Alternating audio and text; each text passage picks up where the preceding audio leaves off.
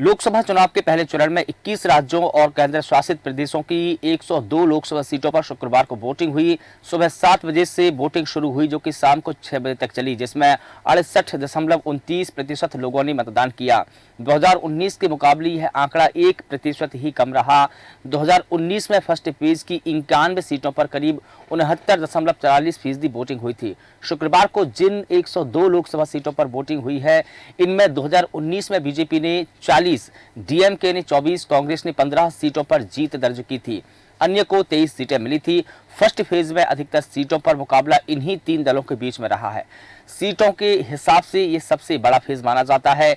21 में से 4 राज्यों में 80% से ज्यादा वोटिंग हुई है। इनमें सबसे ज्यादा लक्षद्वीप में 83% वोटिंग हुई है। इसके बाद त्रिपुरा में 81.62, बंगाल में 80.55 और सिक्किम में 80.03% मतदान हुआ है। और इस पूरी खबर पर अधिक जानकारी देंगे हमारे साथ में हमारे एडिटर इन चीफ जय श्रीवास्तव सर जुड़ चुके हैं। सर, आपसे मैं यही जानना चाहता हूं कि 21 राज्यों की 102 सीटों पर इस बार वोटिंग हुई है, लेकिन मतदाता मौन है। कहीं पर ज्यादा वोटिंग हुई है, कहीं पर कम वोटिंग हुई है। अगर हम मध्य प्रदेश की ही बात कर ले तो यहाँ पर 6% कम वोटिंग हुई है। ऑल ओवर अगर बात करें तो 1% कम वोटिंग हुई है। मतदाताओं की दिलचस्पी वोटिंग में क्यों कम नजर आई? देखिए, जिस प्रकार से वोटिंग हुई है, इससे लग रहा है कि पिछले जो मतदान है उससे थोड़ा कम वोटिंग हुई है, इन और अगर देखा जाए। बिल्कुल। तमाम कोशिशों की बात हुई, अगर वोटिंग परसेंटेज कम होता है तो निश्चित रूप से जो है ये विचारणीय बात हो सकता है। तो ऐसे स्थिति में कि मतदाताओं में उत्साह क्यों नहीं है, ये देखना पड़ेगा, क्योंकि मध्य प्रदेश में जो बात की आपने 2019 के मुकाबले 7.5% वोटिंग कम हुई है। लेकिन यहाँ ये देखा जा रहा है कि जिन सीटों पर टक्कर है, उन सीटों पर यहाँ पर जो है मतदाता ठीक ठाक हुआ है। इसी प्रकार से पूरे देश में जो 102 सीटों पर मतदान हुआ है, वहाँ पर सबसे ज्यादा पश्चिम बंगाल में 77% मतदान हुआ है। लेकिन ये देखा गया है कि हर बार कुछ ना कुछ वोटिंग परसेंटेज बढ़ रहे थे।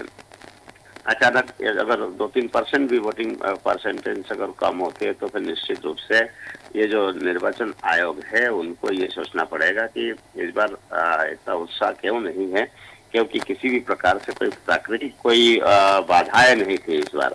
कोई बारिश नहीं हुई है, कोई आंधी तूफान नहीं थे और इतने ज्यादा गर्मी भी नहीं थी।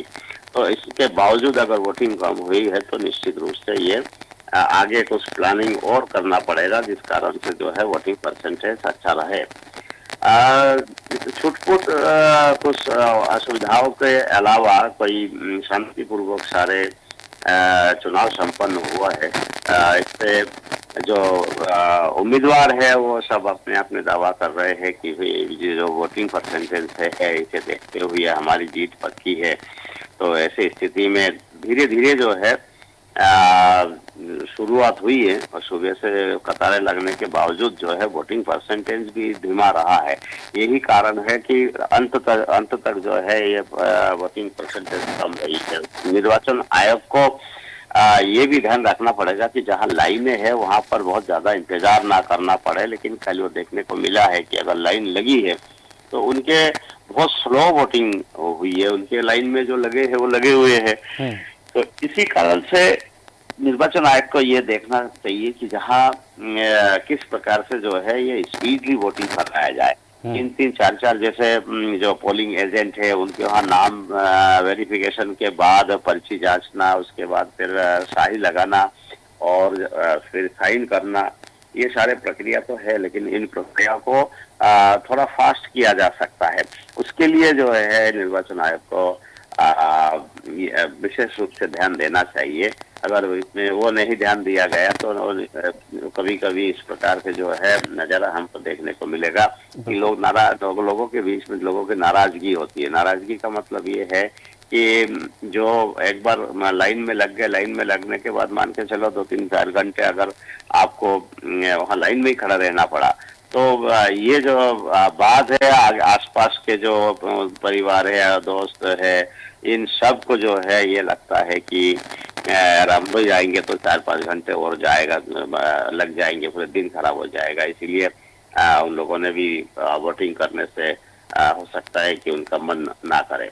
तो ये बिल्कुल सारी चीजें हैं जिस कारण से जो है वोटिंग परसेंटेज हमें कम देखने को मिला है। बिल्कुल जी मनीष। बिल्कुल ठीक है। और चूंकि सर 2019 के फर्स्ट फेज में 91 सीटों पर वोटिंग हुई थी, 91 सीटों में से बीजेपी ने 40 सीटों पर जीत दर्ज की थी। लेकिन अगर हम अभी के चुनाव में देखें 2024 के, एक तो वोटिंग परसेंट कम हुआ, और इस पर ज़्यादा ये भी देखा जा सकता है कि बिहार में जो कि सबसे प्रबुद्ध राज्य माना जाता है, प्रधानमंत्री मोदी की लगातार वहाँ पर रैलियाँ भी हुई, और नीतीश कुमार जी ने अभी वहाँ पर सरकार बनाई है बीजेपी के साथ मिलकर की। क्या कारण रहा कि वहाँ के मतदाताओं में कम दिलचस्पी देखने को मिली, और क्या ये माना जा सकता है कि जो कम वोटिंग हुई है वो सत्ता के लिए खतरे की घंटी साबित हो सकती है? नहीं, एकदम ऐसा नहीं कहा जा सकता है कि सत्ता के लिए इसमें कोई नुकसान हो सकता है, क्योंकि जिन राज्यों में वोटिंग कम हुई है और वो राज्य अधिकतर जो है वो बहुत ज्यादा सत्ता के पक्ष में है नहीं। हम्म। और विशेष करके देखिए आप, पश्चिम बंगाल सबसे ज्यादा जो वोटिंग हुई है वो पश्चिम बंगाल में हुई है, उसके बाद है त्रिपुरा में हुई है, फिर पुडुचेरी में हुई है। हम्म।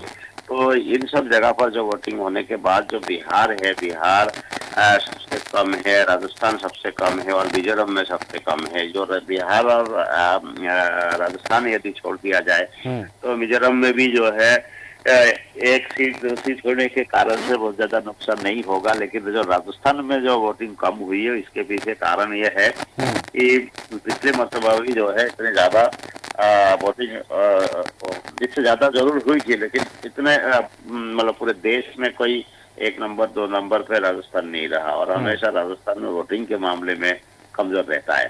तो बिहार के को लेके थोड़ा सा जरूर ये है कि केवल 46% वोटिंग हुई है, तो हो सकता है कि जो दल बदल जो बिहार में होता है उसके चलते हो सकता है लोगों में नाराजगी हो कि ये दल बदल करने के बाद जब मौका आता है वोटिंग का तब ये दल बदल कर लेते हैं, और जब वोट हम दे देते हैं तो फिर नजारा कुछ और होता है। हम किसी एक गठबंधन को देखते हुए हम वोटिंग करते हैं, और लेकिन कुछ दिन बाद देखा यह जाता है कि दल बदल कर लेते हैं। तो हमारे जो मंशा रहते हैं, हम जो देख के वोट देते हैं उस पर कुठाराघात होता है। क्योंकि मान के चलिए कि बीजेपी और नीतीश कुमार के जो है जेडीयू मिलके इस बार चुनाव लड़ रहे हैं, और इनको दोनों को देखते हुए लोग वोट करते हैं। और जाके आगे जाके जो है यदि इन दोनों ने अपने अपने रास्ते अलग कर लिए तो लोगों को लगता है कि जिन दोनों को देख के वोट दिया तो दोनों अलग हो गए। तो इन सब चीजों को देखते हो सकता है कि बिहार में, लेकिन बिहार में स्थिति बीजेपी के लिए हो सकता है कि यहाँ थोड़ा घातक हो, क्योंकि जिस प्रकार की वोटिंग हुई है इससे बीजेपी की सीटें बिहार में कम होने की संभावनाएं बढ़ गई है। बिल्कुल बिल्कुल ठीक है सर। एक और नागालैंड की मैं बात करना चाहूंगा कि यहाँ पर 4 लाख जो वोटर है वोट देने नहीं आए। मतदान करने के लिए जो अधिकारी वहां पर थे वो वेट करते रहे, लेकिन फिर भी मतदाता नहीं पहुंचे। दूसरा सवाल मेरा ये है कि मध्य प्रदेश की जो 6 सीटों पर वोटिंग हुई है उनमें करीबन 7.5% आपने बताया कि कम वोटिंग हुई। पिछले चुनाव में 2% वोटिंग बढ़ी थी, तो बीजेपी को सीटों का फायदा हुआ था। घटने से क्या उम्मीद है सर, कि घटने से क्या कुछ नुकसान हो सकता है? देखिए, ये जो मध्य प्रदेश की जो स्थिति है उसमें छिंदवाड़ा, मंडला, बालाघाट, सीधी और शहडोल, जबलपुर में वोटिंग हुई है। तो इन 6 जगह पर जो है केवल टक्कर बालाघाट, छिंदवाड़ा और मंडला में है, जहां सर्वाधिक वोट हुई है। और 82% वोट छिंदवाड़ा में हुआ, मंडला में 77% हुआ है, बालाघाट में भी 77% मतदान हुआ है, सीधी में लगभग 70% मतदान हुआ है, शहडोल में 74% मतदान हुआ है, और जबलपुर में भी लगभग 70% मतदान हुआ है। तो ये देखने को मिल रहा है कि जहाँ पर कड़ी टक्कर है, जैसे छिंदवाड़ा और मंडला, ये माना जाता है कि मध्य प्रदेश में जो 5 सीट हम लोग बोल रहे हैं कि जहाँ टक्कर है, और बाकी जो 24 सीटें हैं वहां पर टक्कर नहीं है, ये हो सकता है एक तरफा वोटिंग हो। ये दोनों सीटें उन 5 में से है, जो मंडला और छिंदवाड़ा, और यहाँ पर ही जो है सबसे ज्यादा वोटिंग हुई है। छिंदवाड़ा जो कि कमलनाथ का गढ़ है, और कमलनाथ वहाँ पर अपने पुत्र को चुनाव लड़ा रहे हैं, और ऐसे स्थिति में जिस प्रकार भागम भाग वहाँ पर देखने को मिला, और उससे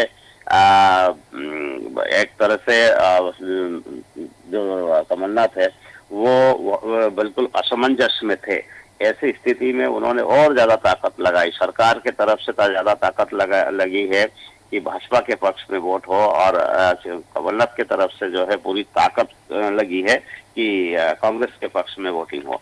तो इसके चलते जाके वहां पर सबसे ज्यादा 82% जो वोटिंग देखने को हमें मिला है वो इसी कारण से है। इसके मेन कारण ये है कि दोनों पक्ष से जो है पूरी जोर शोर से, आप देखिए 10 दिन और दो रातें जो है वहां पर स्वयं मुख्यमंत्री ने बिताया है। अमित शाह का वहां पर रोड शो हुआ है। तो भारतीय जनता पार्टी किसी भी स्थिति में वो सीट जाने नहीं देना चाहती है। यही कारण है कि पूरी ताकत के साथ में वहां वोटरों को निकाला गया है और वोटिंग कराए गए। इसी प्रकार से जो है कमलनाथ, जो कि वहां पे 40 वर्षों से जो है वहाँ राजनीति कर रहे हैं, तो उनके एक एक बूथ पर पकड़ है। और उन्होंने भी जो है जिस प्रकार से भारतीय जनता पार्टी पन्ना प्रमुख और बूथ मैनेजमेंट में बहुत माहिर है, लेकिन कमलनाथ भी जो है बूथ मैनेजमेंट में कोई कमजोर नहीं है, पुराने घाघ नेता है। इसके चलते जो है वो उन्होंने अपनी पूरी टीम वहां पर पूरी ताकत के साथ वहां पर लगाई है। और बूथ मैनेजमेंट में जो है ये देखने को मिला है कि हमारे जो वोटर्स है उनको सबसे ज्यादा घर से बाहर निकालने के लिए पूरी ताकत लगाई है। यही कारण है कि वो लगभग 82-83% वोटिंग जो है वहां पर हुई है। बिल्कुल जी बिल्कुल ठीक है सर। तमाम जानकारी अपडेट्स के लिए आपका बहुत शुक्रिया। बता दें कि लोकसभा के फर्स्ट फेज में 21 राज्यों और केंद्र शासित प्रदेशों में 102 सीटों पर शुक्रवार को वोटिंग हुई है। सुबह 7 बजे से वोटिंग शुरू हुई, शाम को 6 बजे तक चली। 68.29% लोगों ने पहले चरण में मतदान किया है। ये 2019 के अगर मुकाबले में देखा जाए तो 1% ही इसका आंकड़ा कम रहा है। फिलहाल देश न्यूज के खास बुलेटिन में बस इतना ही। मुझे दीजिए इजाजत और आप लगातार बने रहिए देश न्यूज के साथ। नमस्कार।